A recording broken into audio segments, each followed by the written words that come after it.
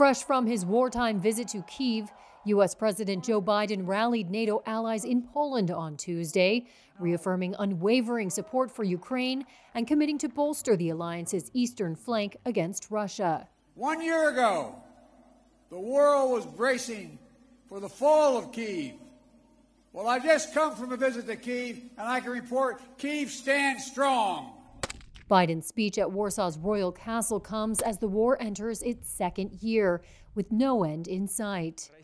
Hours earlier, Russian President Vladimir Putin vowed that Moscow would achieve its objectives in Ukraine, accused the West of plotting to destroy Russia, and said Russia was suspending participation in the 2010 New START treaty, its last major arms control treaty with Washington.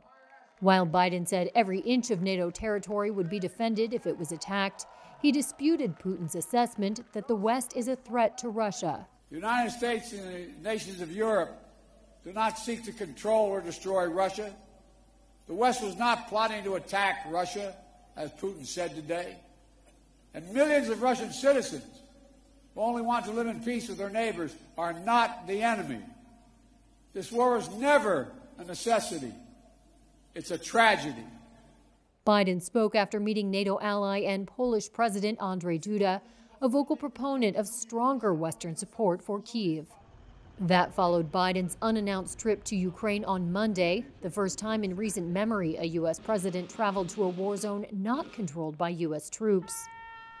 Earlier on Tuesday, at least one Russian rocket slammed into a busy street in the southern Ukrainian city of Kherson, killing 6 people, leaving a pool of blood on the pavement beside a mangled bus stop.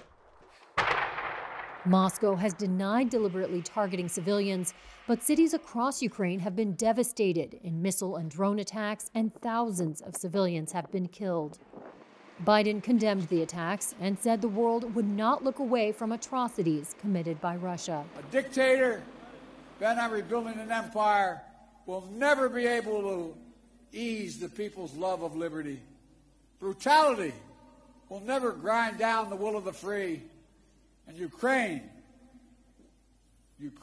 will never be a victory for Russia. Never.